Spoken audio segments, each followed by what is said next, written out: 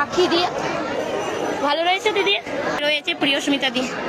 Hello দিদি। প্রিয়স্মিতা কাউকে পাত্তা দেয় না, খুব বাজে মেয়ে। যখন মায়ের দর্শনে যাবে তখন ঠিক মায়ের যে দরজা খোলে তার অপোজিটে যে জায়গাটা, ওই জায়গাটায় কিন্তু মানুষ জমায়েত হয়, মানুষ ভিড় করে শুধুমাত্র মায়ের একটা দর্শন পাওয়ার জন্য। এবার মা তারার মন্দিরে গিয়ে পুজো দিতে গিয়ে প্রিয়স্মিতাদেরকে এরকম কথা শুনতে হবে সে কখনোই ভাবতে পারেনি। কি হয়েছিল তোমরা ইতিমধ্যে জেনেই গেছো। প্রিয়স্মিতা সহ তাদের গ্রুপের সকলে গিয়েছিল বেশ কয়েকদিন আগে তারা মার কাছে পুজো দিতে, এবং সেখানে আরতি দেখতে ছিল। সেই মুহূর্তে তার এক অনুরাগী চলে আসে তাদের সঙ্গে দেখা করতে। সেখানে সে ভিডিও করতে করতে তাদের গ্রুপের প্রত্যেকে ভিডিও করছে, তবে কোন মুহূর্তে ভিডিও করছে তোমরা দেখতেই পাচ্ছ। সকলে যখন মা তারার দর্শন করছে সেই সময় তখন প্রিয়স্মিতা দি বলে সরি এখন নয়। বেশ এই কথাটি বলার পর তোমরা সকলে তাকে কমেন্টে জানাচ্ছ হ্যাঁ সত্যি প্রিয়স্মিতার আজকাল অ্যাটিটিউড বেড়ে গেছে, তার বেশি অহংকার হয়ে গেছে। কিন্তু তোমাদেরকে একটি কথা জানিয়ে রাখি, প্রিয়স্মিতা দি একবার বলেনি যে তোমার সাথে কোনো ফটো বা ভিডিও তুলবো না। সে জাস্ট এই এতটুকুই বলেছে যে এখন নয়, কারণ ওই মুহূর্তে তোমরা দেখতেই পাচ্ছ মন্দিরের সামনে কত ভিড় রয়েছে, তাই সে তাকে একটু অপেক্ষা করতে বলেছিল। কিন্তু সে ভিডিওটি এমন ভাবে আপলোড করেছে বেশিরভাগ মানুষ এটাই বলছে প্রিয়স্মিতার সত্যি অহংকার হয়ে গেছে। কিন্তু প্রিয়স্মিতা দির সাথে যারা দেখা করেছে তারা প্রত্যেকে কমেন্টে জানাচ্ছে প্রিয়স্মিতা দি খুবই